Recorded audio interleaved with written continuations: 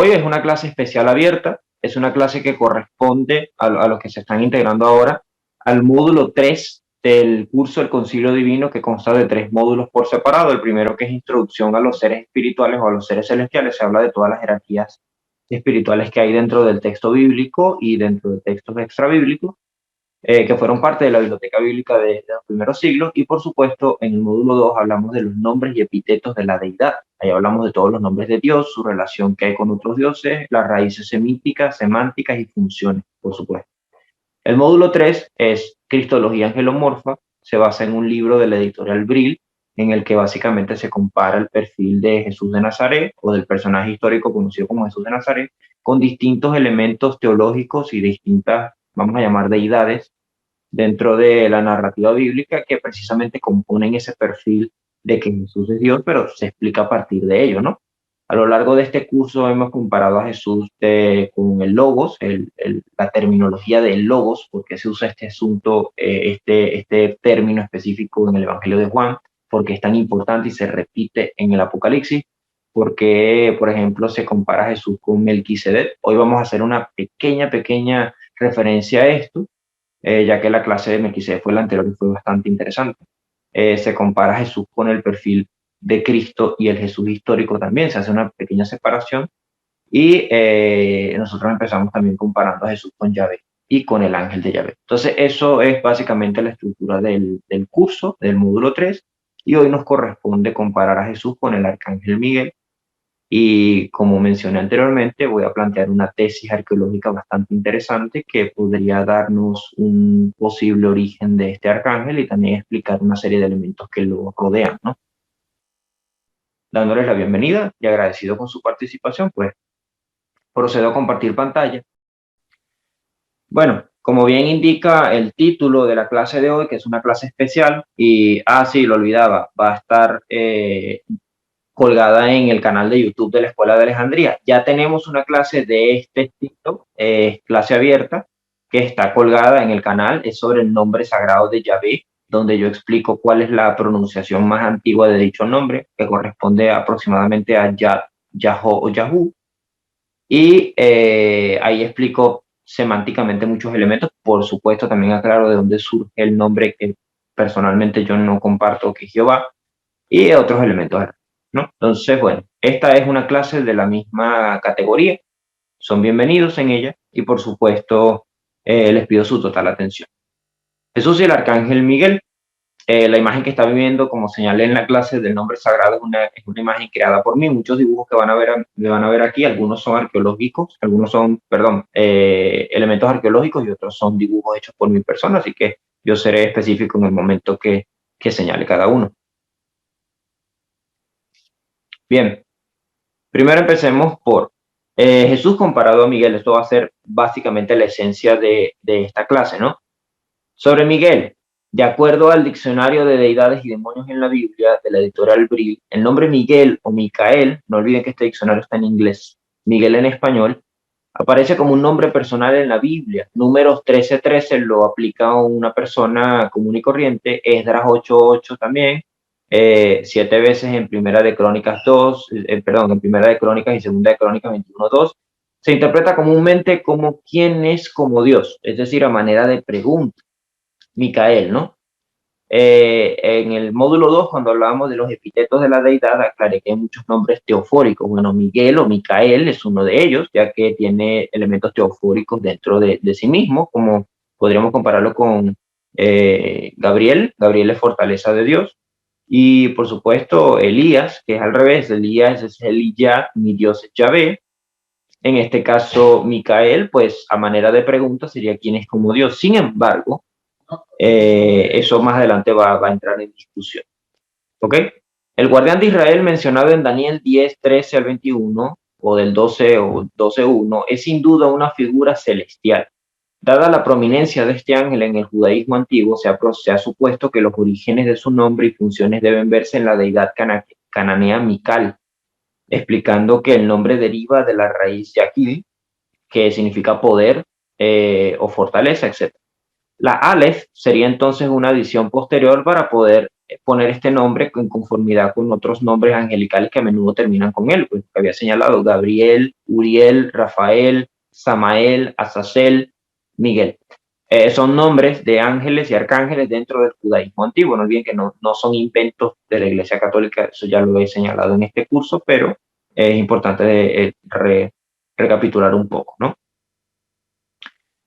Por otra parte, tenemos pues referencias a esto en los libros de Hengel, Judentum en Hellenimus. Y por supuesto, muchos elementos con respecto a lo que vendría siendo el helenismo arropando el judaísmo, ya que el término arcángel es griego.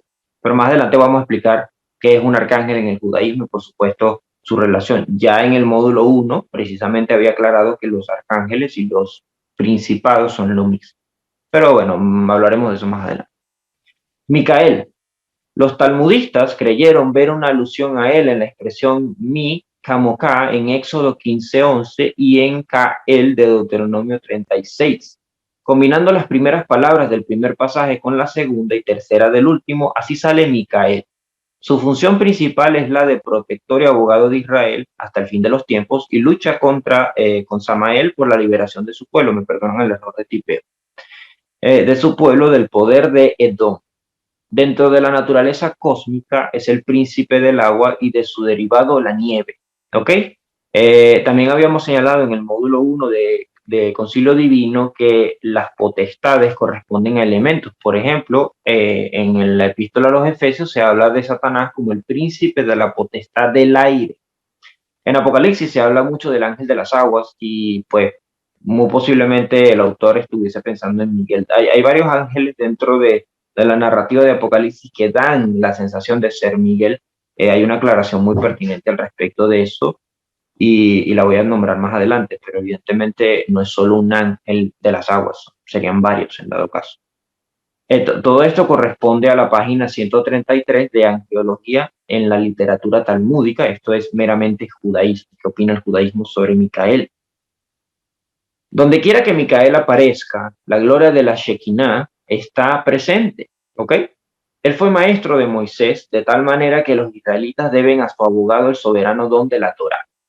Se le presenta con cierta frecuencia como, otro pequeñito error de tipeo, me disculpa, sumo sacerdote efectuando la expiación por su pueblo. Las ofrendas que trae al altar eran, según unos, ovejas de fuego y según otros, las almas de los justos. Las pruebas que ofrece al pueblo tutelado de su protección demuestran que él es el que se puede tener absoluta confianza. Por ejemplo, él fue quien destruyó al ejército de Sennacherib. También intentó librar a Israel del exilio, según figura en Yomá 77. Todas estas referencias, todas las citas, anótenlas, son del Talmud, obviamente, son de parte de la tradición judía. Suplicó ante Dios, sálvalos por los fieles que hay entre ellos, pero las prevaricaciones cometidas eran demasiado graves. Cuando Amán tramó la aniquilación de todos los judíos de Persia, según refiere el libro de Esther, Micael los defendió en el cielo. Su residencia se encuentra en una cadena de 7 montañas rodeadas de una aromática arboleda. En la cumbre más alta está Dios. Siempre hay una relación interesante entre Micael y Dios, pero nunca deja de ser pues Micael, el ángel de Dios, el ángel creado por Dios. Claro que aquí lo interesante es notar que es un guerrero y eso va a ser muy importante retenerlo, ¿no? Sin embargo, hay una citación al final en esta página 137 que me gustó bastante. Dice así: la intervención del arcángel Micael en favor de las almas de los difuntos es también una de las funciones que en la liturgia católica se ponen bien de manifiesto. Y esto hay que retenerlo porque es una de las cosas clave. Miguel, dentro del judaísmo y dentro de la liturgia católica, es un guardián de los muertos, de los difuntos, ¿no? Todo esto está en Angeología en la literatura talmúdica, página 137.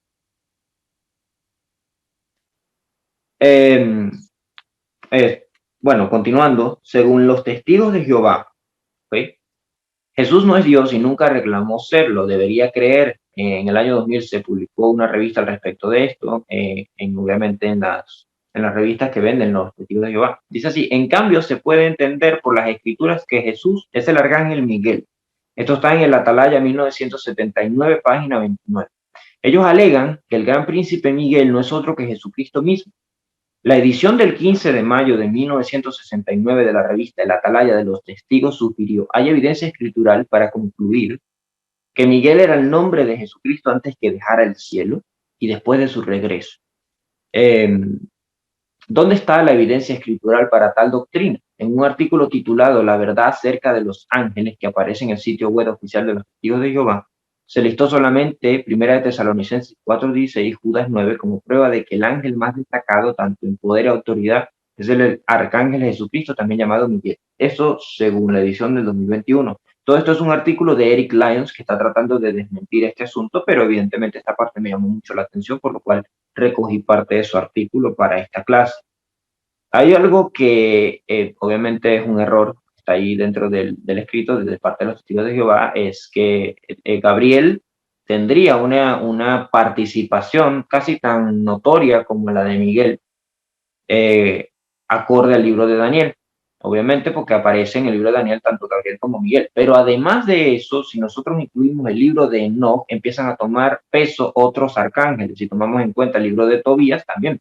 No olvidemos, como yo he señalado muchas veces en este curso, que la literatura extrabíblica fue parte de la biblioteca del Segundo Templo y evidentemente fue parte de los escritos inspirados. El hecho de que no terminaran dentro del canon no significa nada. No terminaron dentro del canon muchos siglos después, pero en un principio eran una biblioteca. Y estos libros eran muy importantes y en ellos se señalan muchos de estos seres. La, eh, y de hecho, dentro del texto bíblico hay varios. Por ejemplo, tenemos a Palmoní, que aparece en el libro de Daniel, tenemos a Apolión, que aparece en el Apocalipsis, y así sucesivamente tenemos varios seres celestiales que son mencionados, de manera que es mentira eso de que solamente Miguel aparece. ¿Es el más prominente? Sí, por su función, pero no significa que sea el único ángel mencionado. Los adventistas, como pequeño paréntesis, sostienen también dicha doctrina con ligeras diferencias. La diferencia que pude notar leyendo un poco sobre los adventistas es que Miguel, los testigos de Jehová sugieren que Miguel es una creación de Dios que luego se manifestaría en Jesucristo y finalmente después de su muerte volvería a ser Miguel. Bien, hay un pequeño hueco, bueno, un pequeño gran hueco ahí teológico, pero no me voy a meter en la teología reformada. Los adventistas sugieren que Miguel es Dios y por lo tanto Jesús es pues una manifestación de este Dios. De hecho, ellos sugieren que hay tres dioses propiamente. Hay mucho que discutir ahí al respecto a la manifestación de la Trinidad, pero eso se mencionará en otras clases. Lo que quiero decir es que tienen sus ligeras diferencias, pero van de la mano. Ah, por cierto, la imagen que están viendo corresponde a una pequeña, eso se le llama, es un pequeño grabado que se encontró en algunas iglesias donde se puede apreciar la separación explicada en Mateo, donde el Hijo del Hombre separa a su diestra y a su siniestra a los cabritos y las ovejas. Bueno, lo interesante de la ilustración es que podemos ver a Miguel a la diestra de Jesús, que es el que está en el medio sentado en el trono a manera de juez, y vemos a Satanás a la siniestra, a la izquierda. Por supuesto, desde donde nosotros lo vemos, no, pero si volteáramos la imagen hacia donde está Jesús sentado, uno está a la izquierda, uno está a la izquierda y el otro está a la derecha. Lo interesante es que el que está a la derecha es Miguel y es el que está separando a las ovejas, mientras que el que está a la izquierda es Satanás, que está separando a los cabritos. Y esta idea de ellos participando junto con la selección dentro de la narrativa bíblica era muy fuerte en el judaísmo de los primeros siglos. De hecho, Satanás, antes de ser satanizado, me perdonan la redundancia, en los siglos posteriores, por ahí a partir del siglo V, Satán no era más que un fiscal dentro del concilio divino, uno de las deidades más importantes, puesto que él era el encargado de, vamos a decirlo así, ciertas injusticias o ciertas formas de aplicar la justicia de manera implacable, citando las palabras de un hermano. ¿Por qué? Bueno, dentro de este concilio divino, que funciona a manera de tribunal, de hecho en el Nuevo Testamento se le llama el tribunal de Cristo, los dioses se reúnen para ver qué van a hacer con la humanidad y por supuesto traen sus propuestas delante del Altísimo, que es el Padre, y delante de Yahvé, que es su Hijo unigénito. Obviamente dentro de esta narrativa podemos ver que hay un fiscal que se presenta para proponer ciertas adversidades que en el libro de Job se le señala como el Hasatán, el adversario. Y bueno, dentro de otras narrativas bíblicas se nota mucho su participación dentro del concilio divino.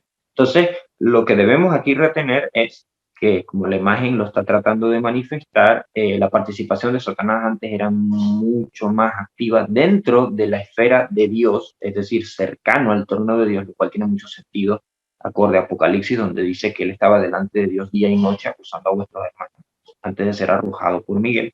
O sea que hasta el sol de hoy, escatológicamente, tiene acceso al cielo.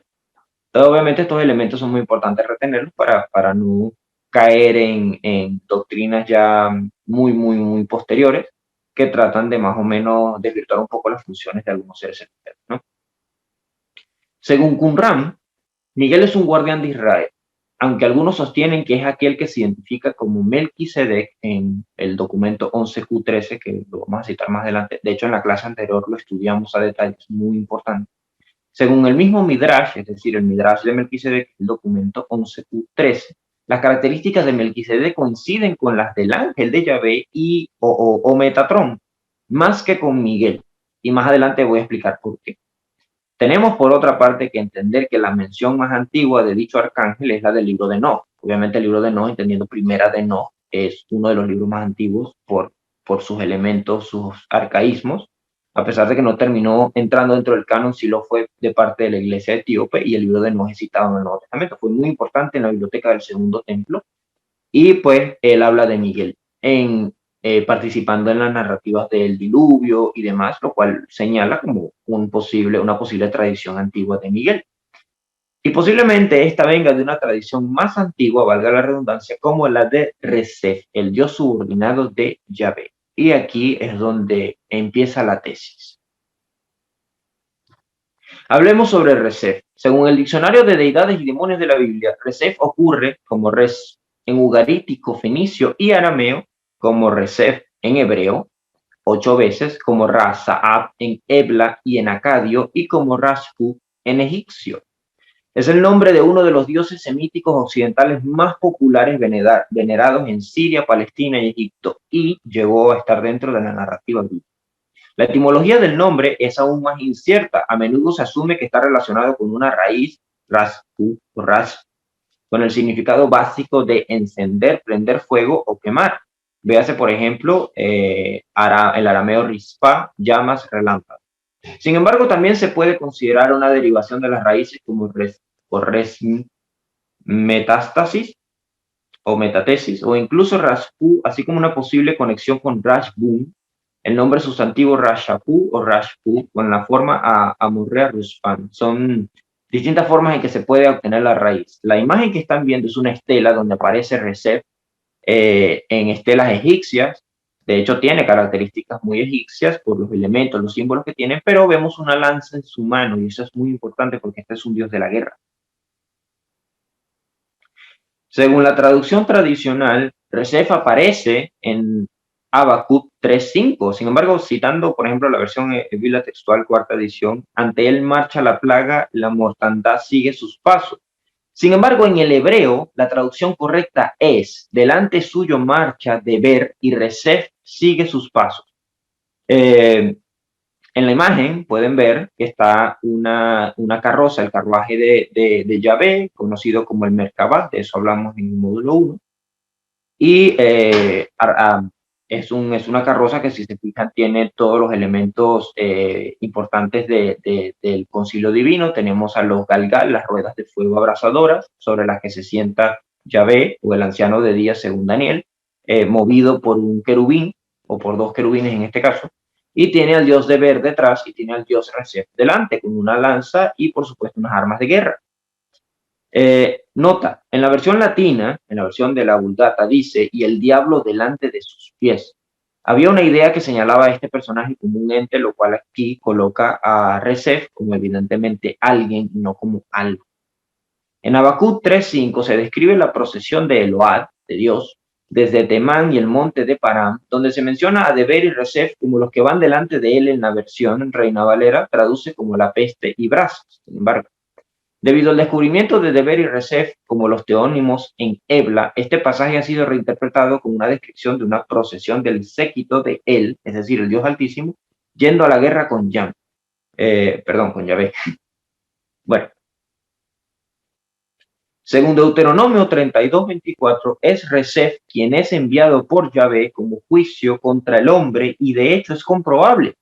Ahí obviamente estamos viendo el hebreo, me disculpa que esté volteado, lo que pasa es que hubo ciertos problemas para voltear las letras.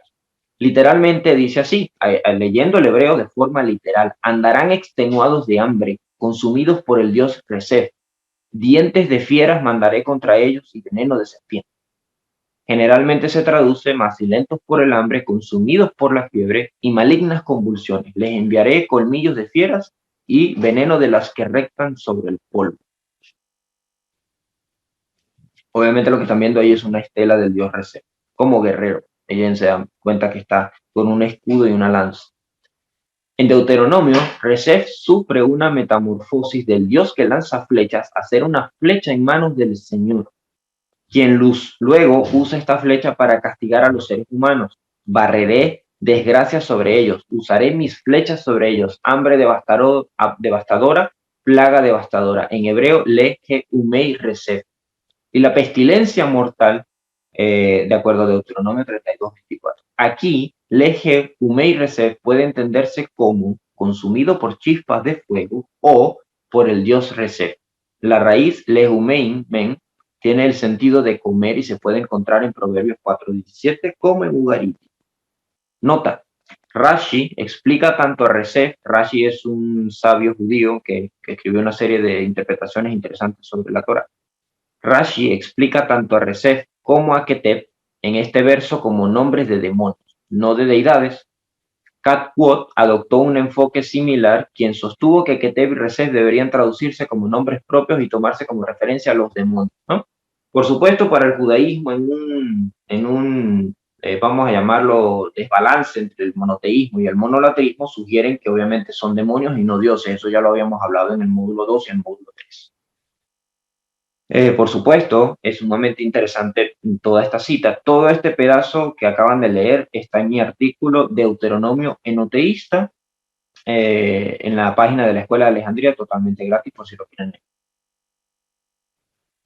Faut, en 1974, argumentó que Respet, o Rashpu en egipcio, en el periodo cananeo posterior ya no se refería a un dios específico y podría usarse como un sobrenombre, como en Resef Mikal en Kitión, y ahí pueden ver las palabras escritas en fenicio o en hebreo paleohebreo. Nota, Rashpu era una deidad ugarítica muy importante. Tenía el sobrenombre de Teger Rashput, guardián de la puerta del sol. Retengan eso que es muy importante. Todo esto se encuentra en el libro de Wolfgang Faut, Recensión Bonn. Todos estos libros son las páginas, todo lo demás son las citas de donde aparecen estas referencias arqueológicas. Y esa imagen que ven allí, esa estela egipcia, es sumamente interesante porque vuelven a ver a Resef al lado de las deidades. Este es el que tiene la lanza, si lo pueden ver ahí a mano izquierda. Bueno, a mano izquierda de la deidad, a mano derecha nuestra. Donde se puede apreciar bien que es un dios de la guerra. Volviendo a Miguel para tomar referencias, esa imagen es de un dibujo mío. Se puede traducir ángel príncipe por arcángel. Ya habíamos explicado en el módulo 1 que arcángeles y principados son exactamente lo mismo. Pero aquí voy a explicar con un poquito más de detalle en el griego. Ejemplo, arcángelos, ¿ok? Ángel principal o arcángel es la referencia. No olviden que, por ejemplo, Juan 1:1 dice en arge, en el principio o en principio, en arge. Arge es comienzo, principio o principal. Cuando se habla en la Biblia de arcángelos, es arcángelos, es decir, el ángel principal. En Judas, en Judas 1:9, mientras que el arcángel Miguel, cuando disputaba con el diablo contendiendo por el cuerpo de Moisés, no se atrevió a proferir juicio de maldición, sino que dijo, el Señor te reprenda. La expresión que se utiliza es arcángelos. Sin embargo, si nosotros leemos, por ejemplo, la palabra arjapoimen o arjipoimen, pastor principal o príncipe de los pastores, que utiliza Primera de Pedro 5:4-4, podemos notar que se puede traducir de ambas maneras. Por ejemplo, y cuando aparezca el príncipe de los pastores, esto es Jesucristo, recibiréis la corona inmarcesible de gloria. Entonces, eso es falso, lo que algunos han sugerido de que no, es que en Daniel dice que Miguel es uno de los principales príncipes, pero no significa que haya más arcángeles. No, Miguel es uno de los arcángeles porque principado o príncipe y arcángel es lo mismo. Príncipes son los encargados y custodios dioses señalados por Dios de las naciones. Eso está en Deuteronomio capítulo 32, versículo 9, 8 al 9, en la versión original, donde Dios señala que cada nación tiene un dios guardián. Entonces estos dioses en el libro de Daniel se les llama príncipes. Por eso aparece el príncipe de Persia, por eso aparece el príncipe de Grecia y Miguel, que es el príncipe de Israel. Entonces, obviamente, no tiene nada que ver una cosa con la otra. En el griego, arcángel simplemente significa que es un ángel príncipe, no significa que es el principal de todos, no. Eso es un error un poco ridículo, pero está ahí presente. De hecho, un ejemplo más sencillo es la palabra tectón. La palabra tectón, constructor, que es la que se le aplica a Jesús. Jesús no era carpintero, era constructor. ¿Por qué? Porque en el griego aparece la palabra tectok o tectón. Y lo interesante es que la palabra transliterada en el español, arquitecto, viene de la misma raíz. Arquitecto es architectón, constructor principal o príncipe de los constructores. Bueno, lo dejo a su criterio. Lo que quiero decir es que es la misma raíz, es el mismo constructo. Nota, Recef, alias Mical, era posiblemente la misma entidad que el arcángel Miguel o Micail, pero deificado por los antiguos Mashruken, que adoraban al dios El junto a dioses falsos. Esto es una nota que encontré en internet en mis investigaciones, me pareció muy interesante y pues tiene bastante sentido porque por ahí van los tips. Comparación entre Miguel y Recef para comprobar esto. Miguel es un subordinado de Dios. Bueno, creo que nadie aquí tiene duda de que como es arcángel sirve a Dios. Recef es un subordinado de Yahvé. Miguel es un arcángel guerrero, Recef es un dios de la guerra. Miguel es guardián de los muertos, eso ya lo leímos anteriormente, por eso les dije que es muy importante que lleven nota de esto. Recef es un dios del inframundo, de hecho así aparece en varias mitologías o en varias culturas. Miguel es parte del ejército de Dios, Recef lucha en las batallas de Yahvé. Miguel viene de Micael, que a su vez puede traducirse como Dios Mical, que en Canaán sería un título de Recef. Por otra parte, la única alusión a Mical en el Corán, esto es en el capítulo 2, versículo 98, dice, quien sea enemigo de Dios o de sus ángeles o de sus apóstoles o de Gibril o Micael, que son dos arcángeles, en verdad Dios es enemigo de los incrédulos, es decir, son enemigos de los que son enemigos de ellos, obviamente. En la Biblia hebrea, por mencionar uno de los casos, de Daniel 10:13, el príncipe del reino de Persia se me opuso durante 21 días, pero he aquí Miguel, uno de los principales príncipes o uno de los arcángeles, como prefieran, vino para ayudarme y quedé allí con los reyes de Persia. Contraste con Josué 5, del 13 al 15, donde dice, sucedió que estando Josué cerca de Jericó, levantó sus ojos y vio a un varón de pie frente a él con su espada desenvainada en su mano. Y Josué fue hacia él y le dijo, ¿eres tú de los nuestros o de nuestros adversarios? Y él dijo, no, yo soy príncipe del ejército de Yahvé, que he venido ahora. Y Josué cayó en tierra sobre su rostro y le dijo, ¿qué dice mi señor a su siervo? Y respondió el príncipe del ejército de Yahvé a Josué, quita el calzado de tu pie porque el lugar donde tú estás es santo. Otras versiones, creo, hermano, no recuerdo la tercera edición de la Biblia textual, dice que postró en tierra y le adoró. ¿Okay?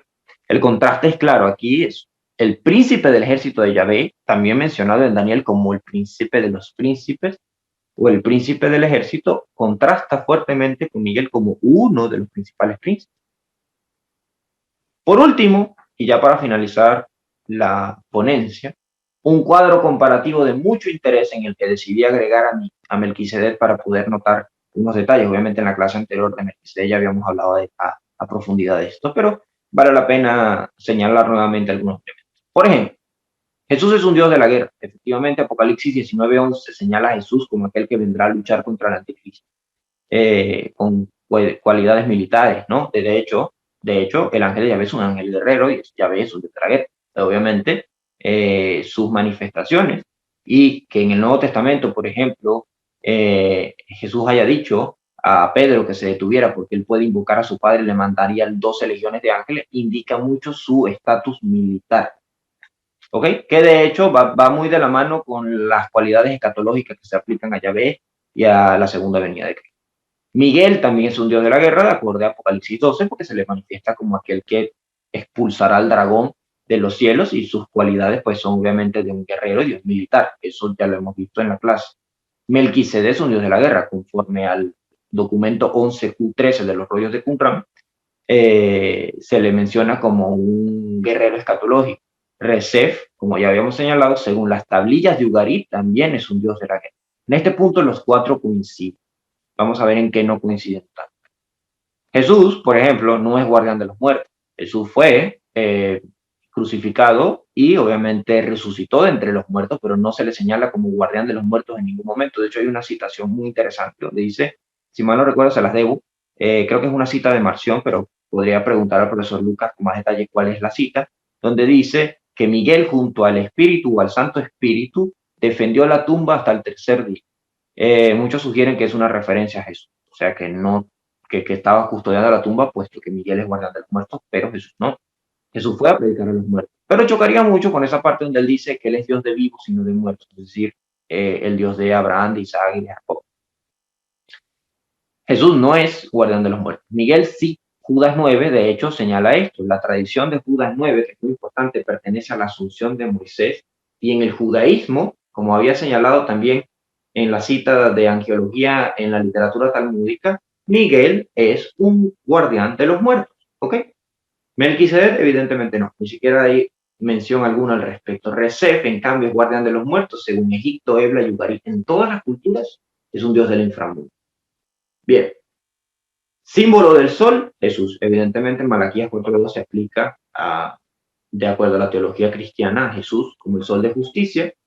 Miguel nada que ver. Melquisedec también dentro de los rollos de Qumran, porque no dentro del documento 11Q13 se menciona esto, sino en otras partes, cuando se habla de una manifestación mesiánica se le dan elementos del sol. Aquí metería también a Yahvé, pero no lo hice por cuestión de espacio. Sin embargo, tanto Melquisedec como Jesús comparten ser símbolos o ser simbolizados en el sol. Recef solamente se le ha señalado como guardián del sol. Mírense qué interesante. Según las tablillas de Ugarit, pero no como símbolo del sol. Por otra parte, tenemos subordinado de la deidad. Evidentemente, Jesús no es la deidad principal. Miguel, en cambio, es un subordinado de la deidad, según la Biblia hebrea, libro de Enoch y el Nuevo Testamento. Según los rollos de Qumran, Melquisedec es una especie de hipostasis de Yahvé, y eso ya lo habíamos hablado en la clase anterior. No es un subordinado de la deidad, evidentemente. De hecho, el rollo de Melquisedec lo señala claramente como el que vendrá a cumplir lo que Dios ha prometido, es decir, de parte de Dios. Y Recef es un subordinado de la deidad, en Deuteronomio 32, y Habacuc 3:5, como señalamos en los pasajes anteriores, pues evidentemente él va delante de Dios o le sirve a Dios. No es una deidad principal, sino un subordinado. Y por último, por otra parte tenemos deidad escatológica, solamente deidad escatológica Jesús, y obviamente escatológica significa que está vinculado a los tiempos, a los últimos tiempos. En el Nuevo Testamento, Miguel es una deidad escatológica mencionada en Daniel 12, y dice que en aquel tiempo se levantará Miguel, el gran príncipe de parte de los hijos de tu pueblo. Bueno, Miguel es una deidad escatológica, dentro del judaísmo se pensaba de Miguel de esa manera, que vendría a ser un libertador de Israel, y de Melquisedec, correctamente correspondiendo al documento de Qumran, también es una deidad escatológica. Recef, nada que ver.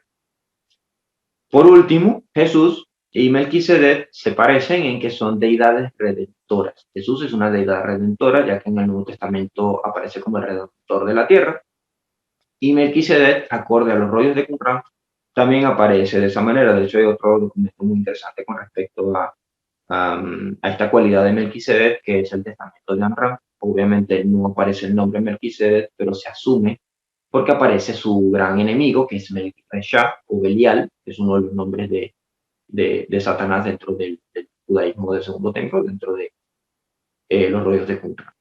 ¿Okay? Bien, hasta aquí la presentación. Volvemos nuevamente a la ponencia de los hermanos. Un momento. Perfecto. Bueno, espero que la información sea digerible. Les pregunto si hay alguna duda, primeramente a los alumnos del curso, y luego de eso pasamos a los invitados. Adelante. Ajá, hermano Jorge, adelante. Sí, gracias, Joshua. Excelente presentación, como siempre. Bueno, es muchísima información, tratando de digerirlo aquí rápido. El punto es Entonces, que tu postulado es de que Jesús no es ni Miguel ni Recep, sino más bien lo identificas con Melquisedec, aunque haya características similares en estos dos personajes, Miguel y Recep. Entiendo que tu postura es entonces no es Jesús, Jesús es más bien referente a Melquisedec, aunque tengan características similares. Esa sería mi pregunta. Muy buena pregunta, creo que estás preguntando ya la síntesis. Sí, mi postulado es, como señalé en la clase anterior, que Melquisedec y Jesús tienen mucho en común. De hecho, hay un artículo que está en la Escuela de Alejandría, es de mi autoría, donde doy más puntos al respecto, ¿no?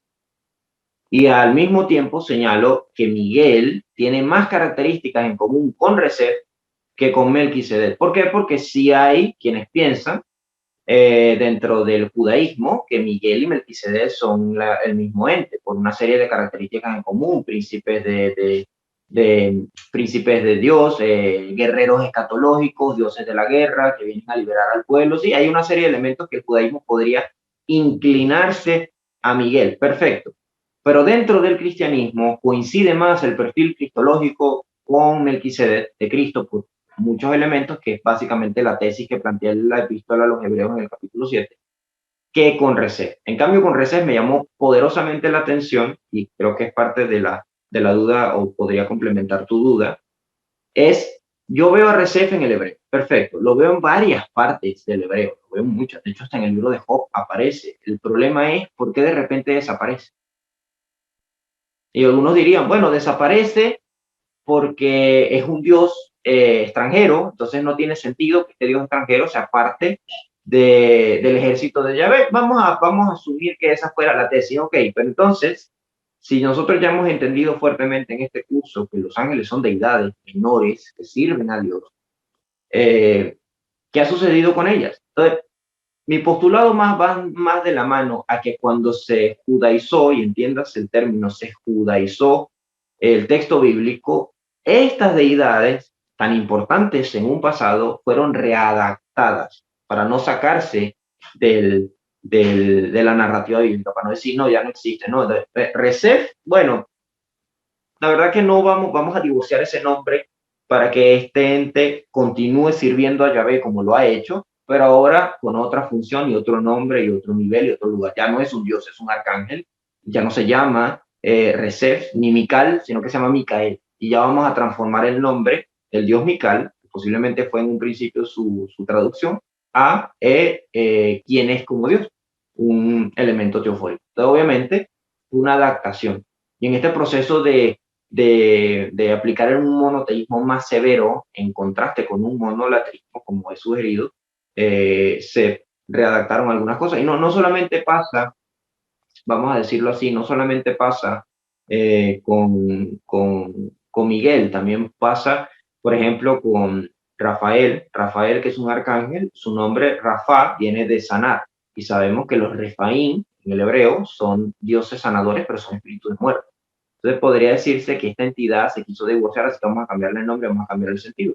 Otro caso no es convertir a un dios en un arcángel, sino convertir a un dios en un demonio, como ocurre con Baal Zebul, que en este caso sería el señor de la casa, se transformaría en Baal Zebul, o creo que es al revés, donde se convertiría en el señor de las moscas. Entonces hay que cambiarlos. Ya este dios es un demonio, porque no me agrada, y este dios que sí me agrada es un arcángel. Pero nunca dejan de estar ahí. Me explico, en el fondo nunca dejan de estar ahí. Ahora, Miguel, que para mí sería tan importante para Dios, quedaría en manos del proceso de adaptación. Y posiblemente porque surge la duda. ¿Y por qué dice que Miguel es el que cuida a Israel en Daniel? No olvidemos que Yahvé se divorcia de su pueblo. Eso está en Ezequiel, eso está en Isaías. Él se divorcia, dice que se tornó en su enemigo. Entonces, podría tener mucho sentido que Yahvé no dejara a la deriva a su pueblo, sino que asignara a su cadete más confiable, a su subordinado más confiable. Es decir, bueno, tú te haces cargo de mi pueblo porque yo no le he dado carta de divorcio. Es parte de la tesis, pero tendría bastante sentido dentro de la teología. No sé si esto responde a tu duda, Jorge. Sí, sí, bueno, en parte al menos me da el camino por donde seguirle, ¿no? Porque, o sea, como una deidad se va adaptando a través de los tiempos, y había nada más ahí que nos diera más información de en qué momento más o menos, porque entendemos así como en la Biblia cambiaron conceptos los hebreos en el establecimiento del reino, en la cautividad, pues no sé si en esos momentos fue donde fueron cambiando también los nombres, porque me llama la atención también que en la Biblia textual, que es una de las que más se recomiendan, pues no lo traduce tampoco, como que este Recep desaparece de las traducciones, pues ya no se considera. En mi caso yo no había oído hablar de él hasta ahora que lo expones, pero sin embargo si está en el hebreo, no se dejó, no, ya se dejó de traducir, obviamente al español pues ya está, hay muchos siglos de diferencia, pero en qué momento se dejó de traducir porque ya no se le daba el interés a esa deidad, ¿no? Entonces hay muchas cosas que quedan en el aire, pero me das la pista por dónde, ¿no? Por dónde surgió, ¿no? Si te puedo dar una cuña de interés y que va de la mano con el tema, eso no sucede solamente ahí, sucede muchas veces. Por ejemplo, entender los hijos de Dios o los Benei Ha Elohim, los hijos de los dioses de Génesis 6 como autoridades o como jueces, o traducir Elohim como jueces, todas esas vienen de algún punto en donde se cambió. Por ejemplo, traducir Elohim como jueces viene del Targum de Onkelos, una traducción aramea del Viejo Testamento. Considerar a los Benei Elohim no como hijos de los dioses, no como seres celestiales, sino como otra cosa, viene de opiniones rabínicas. Y así. O sea, aquí en el curso tomo como gran prioridad que la gente vuelva al pasado. Tratemos de verlo como se veía en el pasado y evidentemente Recep. Yo también me quedé un poco pasmado porque yo lo leí, la tesis la leí por primera vez en el diccionario de deidades de demonios, por primera vez. Después me puse a investigar y lo que más me llamó la atención es que Recep existe en tantas culturas que da la impresión de que todas estas naciones conocieron al Dios, todas estas naciones llegaron a saber de él, qué tan importante era este Dios para que estuviese en Egipto, en Ebla, en Ugarit, en Canaán y en la Biblia. Pero los judíos no vamos a traducir el nombre, eso no es un nombre, eso no es un Dios, eso es una cosa, eso es fuego y abrasador. Y pierde sentido porque cuando de repente te pones a pensar que Dios dice, enviaré contra ellos flechas, bueno, claro, porque Dios es un guerrero y tiene flechas, pero cuando dice, enviaré contra ellos al Dios Resef, cobra sentido, porque la Biblia dice que esos son sus mensajeros de juicio, que Él envía sus soldados, que Él envía sus poderosos, sus ángeles. Entonces, ¿son algo o son alguien? ¿Me explico? Por ahí va la idea. En la Biblia hebrea, Resef, mi hermano, búscalo. Yo tengo aquí una Biblia hebrea y tú lo ves. Ahí está la palabra clarita, Resef. No la traducen, pero no la transliteran, pero ahí está la palabra. La puedes buscar, está en muchas partes. Hasta Job lo menciona. Ok, gracias, muy interesante. Vamos a investigar. No dejas tarea, muy bien. Como siempre, vayan, investiguen. No me hagan caso a mí, investiguen. Todo esto lo pueden comprobar, que es lo que más me interesa que lo comprueben. Adelante, Marta, con su pregunta. Oh, buenas tardes, hermano. Le escuché mencionar al ángel o arcángel Metatrón, pero estuve yo leyendo un artículo que se lo comparaba más a Metatrón con Miguel y nos explicó que hay una diferencia de Miguel y Jesús, o sea, de Miguel y Yahvé. Entonces no se estarían refiriendo a como Metatrón a Miguel. Eso quería preguntar, o sea, no entiendo si se lo debe considerar como el arcángel Miguel, porque también otros indican que lo comparan con Enoch. Entonces, no sé, eso quiero preguntarle, hermano.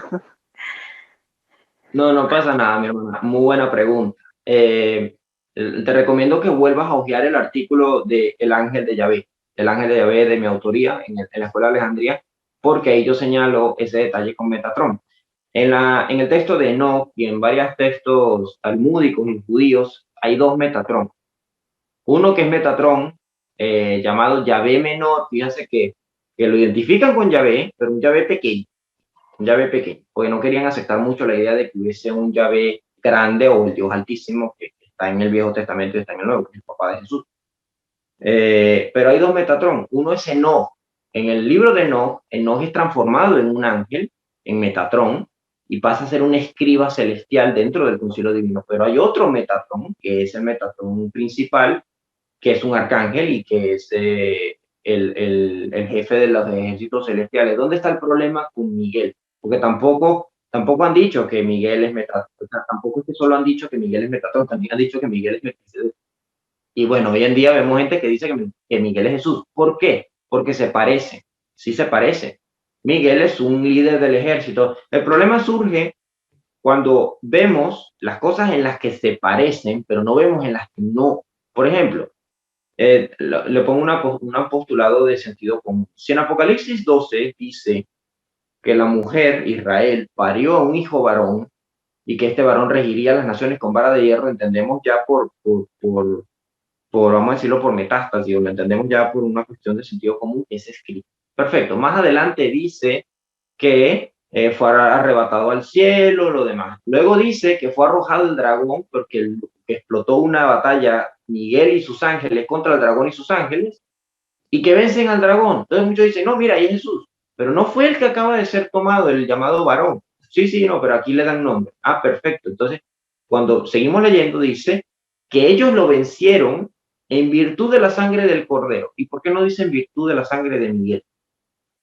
El texto menciona a Miguel, menciona al cordero y menciona al varón. Y el problema es que en los elementos del texto no son lo mismo. Y eso lo está entendiendo el lector o lo está entendiendo el autor.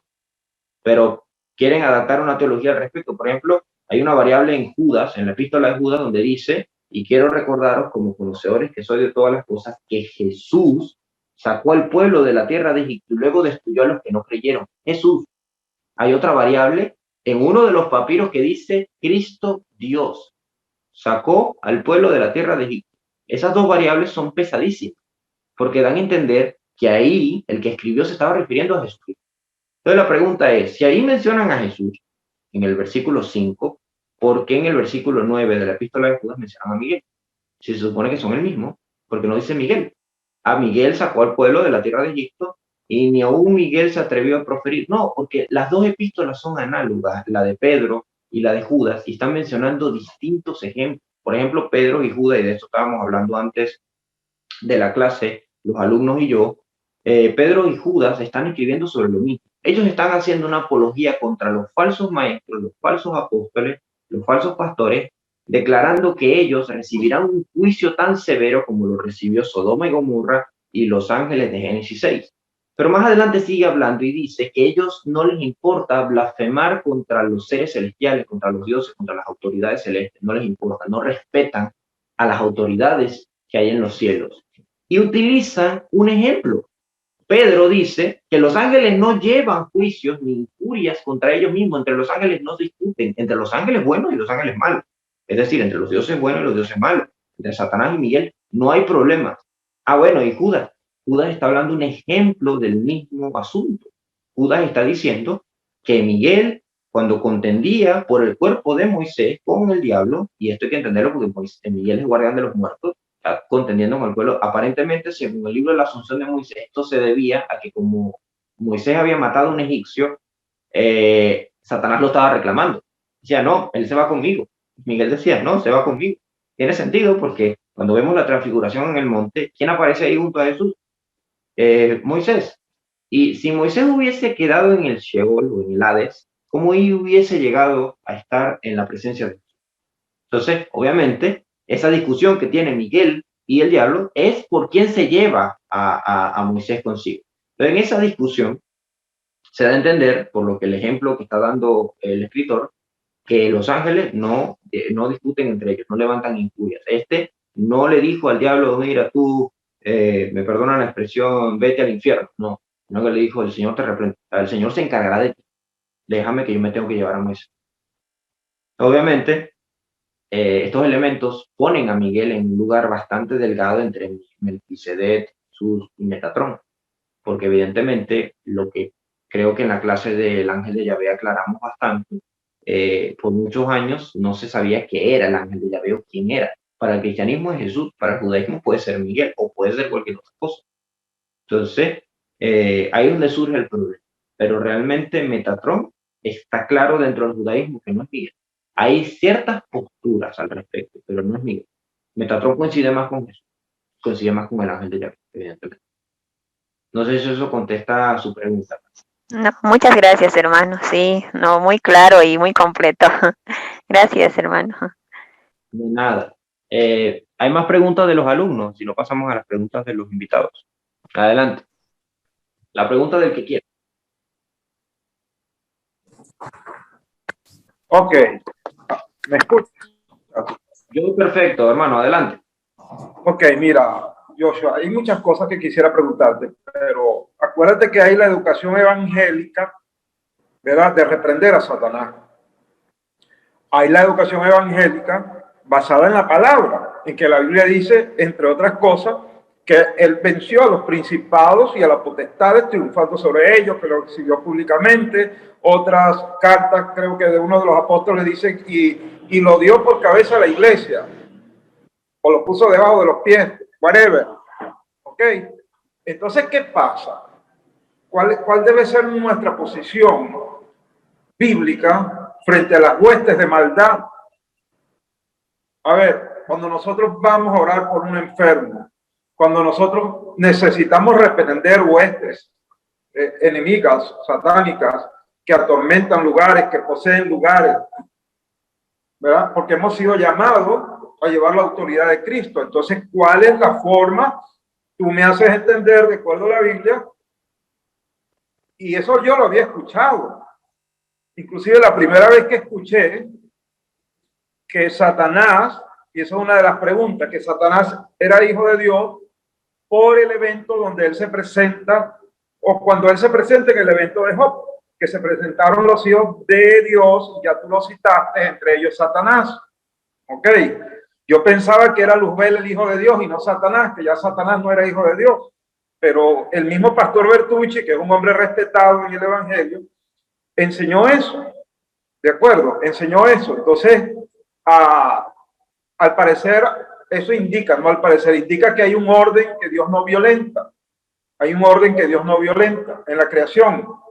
Y tú amplías más en este curso tan maravilloso, explicando el concilio divino, que este conocimiento está muy al margen de las iglesias evangélicas, muy al margen, porque es teología, pero como yo te he dicho a veces personalmente, la teología la hacen odiosa cuando no va ligada al don de maestro, así como los profesores de matemáticas no son profesores en Venezuela, muchos son ingenieros y no van no va asociada su enseñanza a la pedagogía. Entonces, a ver, resumo.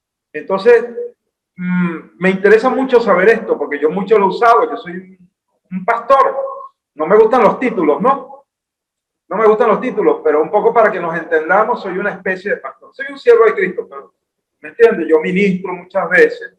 Entonces, esa es una de mis preguntas. Esa es una de mis preguntas. ¿Por qué tenemos que respetar a los dioses de maldad, si así lo puedo llamar, entre ellos a Satanás? Bien, muy buena pregunta en realidad. Y sí, está bastante relacionado, sobre todo porque abre esta pequeña ventana aquí, ¿no? Primero hay que entender una cuestión que tú mismo te la respondiste mientras lo conversabas, que es que Dios tiene un orden. Dentro del concilio divino está bastante claro que hay un orden de autoridad. Ninguno de ellos pasa la autoridad del Altísimo. De hecho, cuando lo intentó, según Isaías, según la pericopa de Isaías, cuando lo intentó Gilel, no llegó porque fue arrojado a lo más profundo. Entonces, y ojo, él no quería quitarle el trono al Altísimo, él quería tener su propio trono, ¿no? Aquí habría que hablar bastante, tal vez me anime a hacer un pequeño seminario sobre el papel de Satanás. Y tendría que hablar sobre los Satanás en plural, porque hay varios en la Biblia, y es porque Satanás no es un nombre, Satanás significa adversario. De hecho, el mismo ángel de Yahvé llegó a ser un adversario cuando se opuso a Balaam, al profeta. Dice que se le paró como un Satanás en el camino, como un Satán. Esto es importante porque explica qué es lo que hace. ¿Me explico? Él lo que hace es oponerse. Pero dentro del concilio divino, oponerse no es un capricho, oponerse es algo necesario de acuerdo a su función como fiscal. La imagen que les pasé, la imagen del cuadro de Cristo, Miguel y Satanás, amplía mucho esta idea porque es un concepto muy antiguo donde precisamente se manifiesta gráficamente a Jesús como juez, a Miguel como un intercesor, como alguien que está allí a favor de la humanidad, porque obviamente en unos textos judíos decían que él no era solo guardián de Israel, sino guardián del mundo. Y Samael o Satanás, o quien sea que en ese momento se pensara de este lado, está también como un ángel puesto para recibir a los cabritos. O sea, son como manos de Dios. En Zacarías capítulo 3 es clarísima esta idea porque aparece el ángel de Yahvé delante de Josué y dice que Satanás estaba a su mano derecha para acusarlo. Es como que, porque obviamente la visión es en el concilio divino, él está viendo al ángel de Yahvé, que es una teofanía. Adelante, hermana Marta, no pasa. Un saludo, gracias por participar. Es una teofanía y dice que a su diestra estaba Satanás para acusarlo. No, ¿qué hace ahí? ¿Por qué? Está ahí porque es su función, la está ejerciendo. Es una autoridad dentro del concilio divino que tiene que cumplir. Si nosotros vemos esa misma función en el libro de Job, cobra total sentido, porque entonces uno empieza a entender que Dios le consulta a él particularmente. Dios no le llega diciendo, bueno, supongo que perdiste tu tiempo en la tierra, o bueno, mira, no hay nada que hacer, ya, porque él le dice dónde has estado y él le responde de andar en la tierra y rodearla, es decir, recorriendo la tierra. Ah, bueno, y Dios le dice, ah, perfecto, listo, siguiente. No, le da una tarea, lo mira y le dice, ¿has considerado a Job? Porque sabe qué es lo que le está buscando, sabe cuál es su función. Cuando llegamos al apóstol Pedro y cuando llegamos a Judas, específicamente en sus epístolas, ellos están haciendo una apología contra, y eso es muy importante porque nos daremos cuenta en la mayoría de las epístolas pastorales, en la mayoría de las epístolas de los apóstoles, ellos alarman a la iglesia de los falsos maestros, los falsos apóstoles, alarman a la iglesia, le dicen que eso va a pasar, y bueno, hasta el sol de hoy pasa. Dice, eso va a pasar, ¿qué va a pasar? Que se van a levantar falsos maestros y con falsas enseñanzas. Y se señalan distintas cosas. Dice que ellos buscaron el camino de Balaam, que es que les pagaran, es un profeta pagado, Balaam, para ir a predicar. O sea, tú no ejerces sabes que tienes un don, pero quiero que me paguen por el don y yo voy y predico. Y ellos dan una serie de ejemplos, pero dicen que su juicio va a ser severo, como el de Sodoma y Gomorra, como el de los ángeles o seres celestiales de Génesis 6. Y finalmente caen en una cuestión que ellos hacen, que es el reclamo. Ellos no tienen vergüenza de blasfemar contra las autoridades superiores. Y dan ejemplos. ¿Por qué? Porque tanto Pedro como Judas ven al concilio divino como algo que se tiene que respetar. Ya lo que Dios haga con el concilio divino es otra cosa. Tenemos 2 salmos en la Biblia donde Dios le da, vamos a decir, en estas palabras sencillas, un regaño o un reclamo a los dioses del concilio divino. En el Salmo 82 es uno, y el otro es el Salmo 58, si mal no recuerdo. Ustedes dioses que no juzgan con justicia. Por ejemplo, en el Salmo 82 dice que él precede la asamblea de los dioses, en medio de los dioses juzga, y le dice, ¿hasta cuándo juzgaré injustamente? Y más adelante Dios les dice, ustedes perecerán como... Ahí está vamos a llamarlo, la gran profecía en contra de estos dioses, que van a perecer. Porque eso es una de las cosas que siempre le explico a la gente. Dice, ¿ustedes se han dado cuenta que los dioses del concilio divino no son eternos? Pueden morir. Por eso no son como el Dios creador. Pero son dioses. Lo que pasa es que no son eternos. Van a morir como hombres, perecerán como hombres, pueden morir. Pero en el Salmo 58, si mal no recuerdo, en el Salmo 58, el reclamo lo hace el salmista. Y el salmista le dice a Yahvé, porque ese es el punto, Yahvé es el único de ellos que es justo. El único de todos esos dioses que es justo es Yahvé. Y en la epístola a los Hebreos se señala de Jesús, que Dios lo ungió con óleo de alegría, más que a sus compañeros, más que a los demás, porque él amó la justicia y aborreció la impiedad. O sea, él vio algo distinto en él, que los demás no tenían, los demás eran injustos, en cambio él no. Entonces, por eso es que yo veo, hay otra conexión con Melquisede ahí. Melquisede significa rey de justicia. Cuando volvemos al Salmo 58, el salmista dice, rómpele los dientes. ¿A quién? a los dioses, porque son injustos. Entonces, podríamos decir en palabras fuertes que no es reprenderlos nosotros, sino hacer lo que hizo Miguel, dejar que Dios se encargue. Es decir, el Señor te reprende, el Señor se hará cargo de ti. Señor, ya ve, rómpele los dientes. El Señor se va a encargar de ti. Yo oro por sanidad y porque esta persona esté bien. Y que tiene un demonio, perfecto. Señor, orar porque el Señor se encargue de esa criatura, de eso que hay ahí. Y Él lo hará. Esa sería mi sugerencia. O sea, ese es el orden. Nosotros los seres humanos, hasta que no recibamos un nuevo cuerpo y pasemos a ser parte nuevamente del concilio divino, que es precisamente cuando juzguemos a los ángeles, lo dice el Nuevo Testamento, no tenemos autoridad para andar desafiando a los seres celestiales. Hay que respetarlos, porque ellos están puestos ahí como autoridades. No sé si me hice entender con esto, hermano. Claro que sí. Me falta, aunque sea, que me faltó algo, faltó una respuesta acerca de lo que es Luzbel, cómo trasciende a ser Satanás, si siempre fue Satanás, no es así. La creación fue Luzbel, ¿verdad? Y Gilel. A ver. Gilel, en el hebreo es Gilel, el nombre. Ok, lo que nosotros hemos dicho Luzbel siempre. Ok. Luzbel Luzbel viene de Lucifer en latín, pero el nombre hebreo es Gilel, significa brillante. De acuerdo, entonces Satanás no es una creación de Dios. No, a ver, pasa que no me quiero meter en ese punto porque no va muy acorde a la clase y podremos hablar en otro momento con mucho más tú y yo. Bueno, lo dejamos. Nada, lo dejamos para luego, yo espero, tranquilo.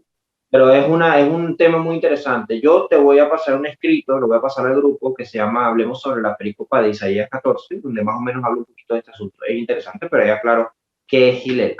Y sí, es interesante tu pregunta, pero no para esta ocasión. Más bien me interesa ver si hay otras dudas aquí.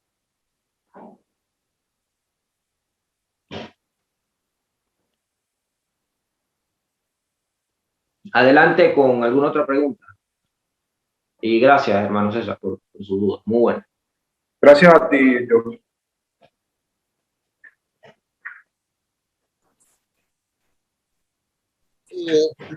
Perdona, yo entré tarde, pero una aclaración nada más. La figura de la lucha contra el dragón de Miguel y Jesús es una figura compartida. Es que no sé si, imagino que ya han hablado de eso, pero es la misma figura.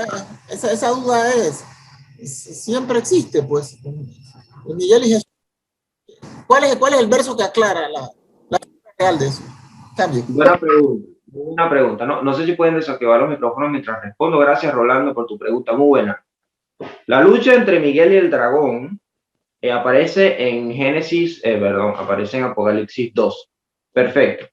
Tiene sentido la comparación que me haces porque a lo largo del Viejo Testamento Yahvé tiene una lucha con el Leviatán. Se explica que hay una especie de batalla campal entre ellos dos. No solo contra el Leviatán, también se menciona otro monstruo marino que es Rahab, que es enemigo de Yahvé.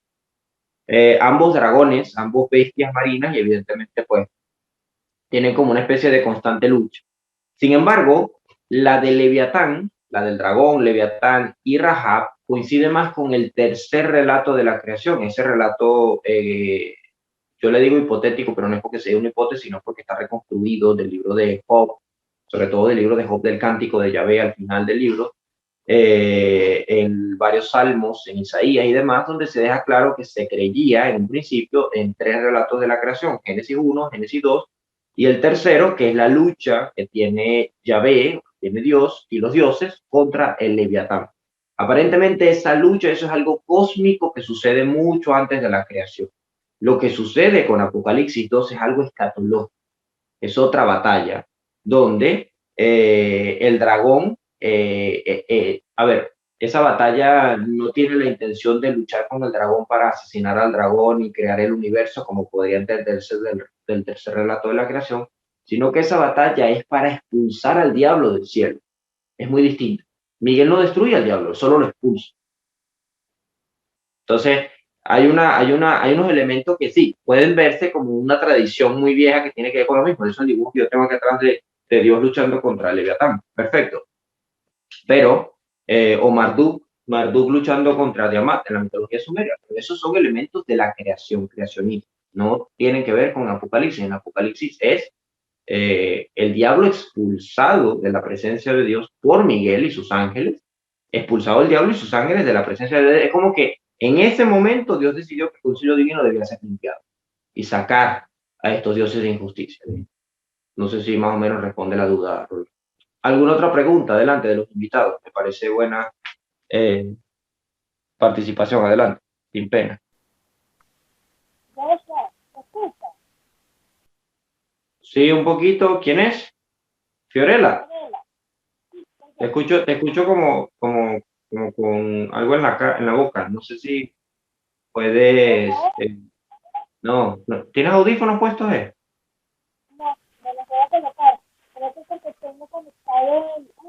No te entiendo nada. Aló. Ahora ¿Aló? sí. Perfecto, sí, ahora sí. Sí, es que tenía conectada una corneta, disculpa. Mira, No pasa nada. cuando tú, en algún momento, tú cuando nos buscaste las características de Yahvé, siempre su condición de protector al pueblo de obediencia, en este caso el pueblo israelita, pero tú hablas que en Mateo y en Job se hace una alegoría. ¿De dónde estabas tú cuando yo puse calma sobre las aguas? En ese momento donde él habla de dominar el mal, de dominar el mar, puede ser que se esté haciendo alegoría de la lucha con esas deidades caracterizadas por el Leviatán, o creo que nombraste Behemoth, o no sé cuál es la otra criatura del agua que caracteriza al Satán. Ahí pudiera estar hablando de esa guerra. Muy buena pregunta. Sí. Básicamente ese es el elemento teológico detrás. Es como referencia o conexión entre el dominar el mar con dominar a las criaturas que están en el mar, porque evidentemente dentro de la mentalidad cananea, la mentalidad fenicia, sumeria antigua, el universo fue creado a partir de agua y a partir del cuerpo de un monstruo marino.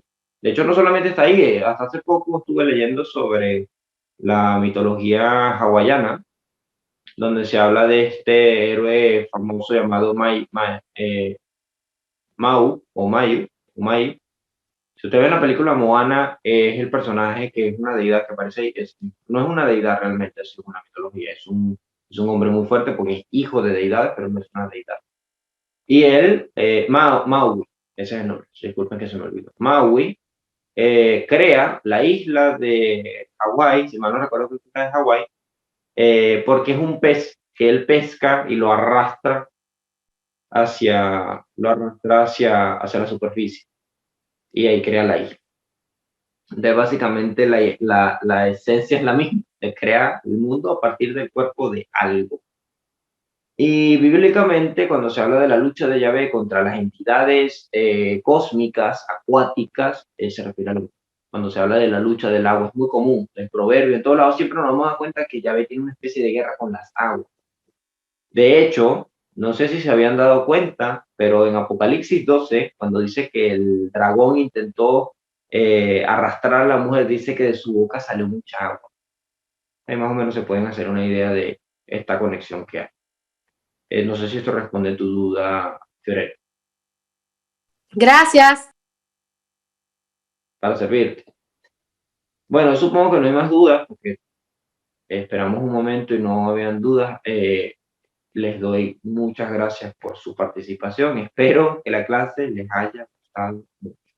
Espero que la clase les haya dado evidencia escritural, evidencia fuerte. Obviamente no me voy a quedar solamente con lo que hay dentro del contexto bíblico. Es muy fácil de debatir bíblicamente que Miguel y Jesús no son lo mismo. Pero demostrar que Miguel y Recep son posiblemente la misma entidad, que no estoy aseverando que lo sean, pero que posiblemente sean la misma entidad, y Jesús sea Melquisedec o Melquisedec sea Jesús, eso tiene mucho peso escritural en muchos documentos, incluyendo la Biblia.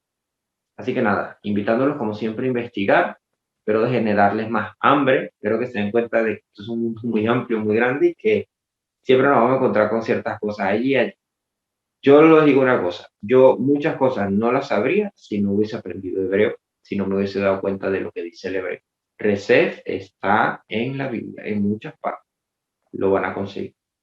Y no sé por qué, ustedes pueden no estar de acuerdo, pero es una aseveración mía, cobra más sentido. Cuando se traduce correctamente un pasaje, cobra mucho más sentido. Para mí tiene más sentido que las flechas de Dios sean dioses que le sirven y, y que estén ahí en el texto, a que simplemente Dios es un guerrero y ya. ¿Ok? Como les dije, si hay dudas y preguntas, pues me las pueden dejar por escrito, los que son los alumnos. Espero que les haya gustado mucho la clase. He aprendido bastante. Va a estar en YouTube próximamente. Voy a encargarme de subirlo a la nube. Y bueno, a futuro estará en el canal de YouTube. Muchas gracias por su participación, hermano. Y estamos despedidos. Agradecido con ustedes. Fuerte abrazo y bueno, a ustedes los espero el miércoles, a mis alumnos y a los demás invitados. Los invito, valga la redundancia, a que participen de este curso que lo voy a repetir en los próximos meses, completo, módulo 1, módulo 2, módulo 3. Bienvenido sea. Un fuerte abrazo y bueno, aquí les